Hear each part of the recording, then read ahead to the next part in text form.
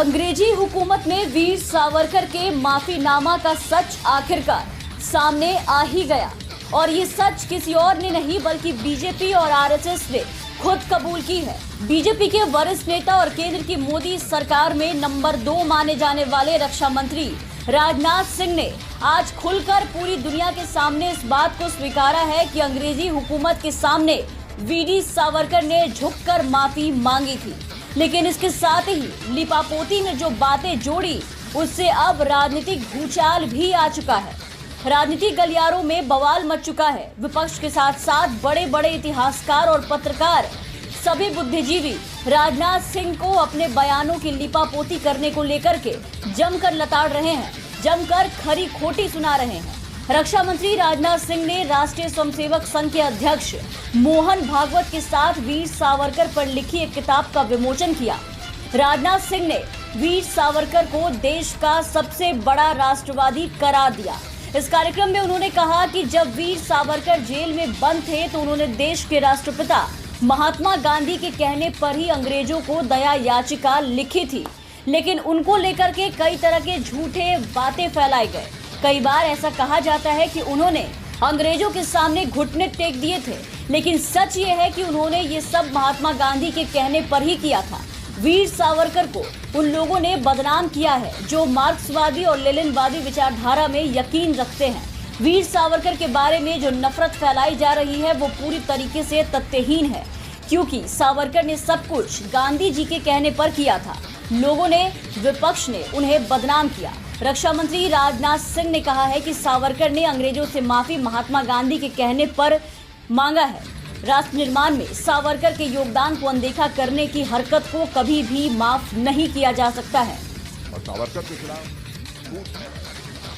बार बार यह बात कही गई कि उन्होंने अंग्रेजी सरकार के सामने अनेकों बरसी गई। लेकिन सच्चाई है, बरसी पिटीशन उन्होंने अपने को रिहा किए जाने के लिए नहीं फाइल की।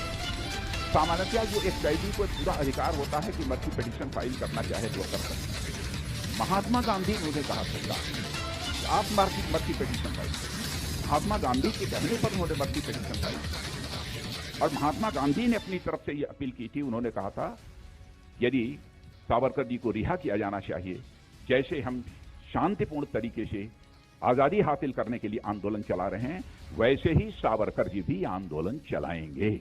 यह बात महात्मा गांधी जी ने कही थी। लेकिन उनको बदनाम करने के लिए इस प्रकार की कोशिश की जाती है कि मर्सी पिटीशन फाइल की थी, उन्होंने क्षमा याचना मांगी थी, अपनी रिहाई की बात कही थी।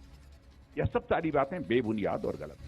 राजनाथ सिंह द्वारा दिए गए इस बयान के बाद अब बवाल मच चुका है। जिस तरह से आज राजनाथ सिंह ने वीर सावरकर के माफी की बात कबूल की, ये बेशक ये आजादी के बाद ये पहला मौका है जब आरएसएस और बीजेपी ने खुलकर ये स्वीकार किया है कि हिंदुत्व की शुरुआत करने वाले वीर सावरकर ने अंग्रेजी शासन में माफी मांगी थी। लेकिन इसे कवर अप करने के लिए जो राष्ट्रपिता महात्मा गांधी को बीच में लाया, जो इसे गांधी के कहने पर झुकने की बात कही, उसने ये साबित कर दिया है कि भारतीय जनता पार्टी के नेता और आरएसएस के लोग गांधी विरोधी मानसिकता रखते हैं। कैसे हिंदूवादी संगठन आरएसएस द्वारा महात्मा गांधी की छवि अक्सर खराब करने की कोशिश की जाती है और वीर सावरकर को संगठन का नायक दर्शाया जाता है।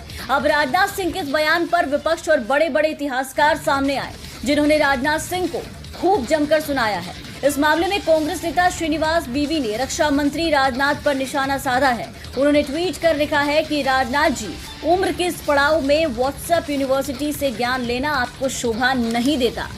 इसके अलावा राजनाथ सिंह के बयान पर इतिहासकार एस इरफान हबीबी ने तीखी प्रतिक्रिया जताई है। उन्होंने कहा है कि हाँ, एक खास में रंगे इतिहास को लिखने का चलन सही में बदल रहा है, जिसकी अगुवाई रक्षा मंत्री कर रहे हैं। कम से कम उन्होंने ये तो स्वीकार कर लिया कि सावरकर ने दया याचिका लिखी थी। ऐसे में अब कोई दस्तावेजी सबूत की जरूरत नहीं है। नए भारत का नया इतिहास। इसके अलावा पूर्व सांसद और वरिष्ठ पत्रकार शाहिद सिद्दीकी ने राजनाथ सिंह के बयान का जिक्र करते हुए कहा है कि राजनाथ सिंह के हिसाब से स्वर्गीय सावरकर बहुत बड़े फॉलोअर थे गांधी जी के, तो अब सावरकर की दया याचिका और उनकी कायरता के लिए गांधी जी को कसूरवार ठहराया जाएगा। इस तरह से और भी लोगों ने राजनाथ सिंह पर उनके खुद से बनाए इतिहास की नई कहानी पर खूब तंज कसा।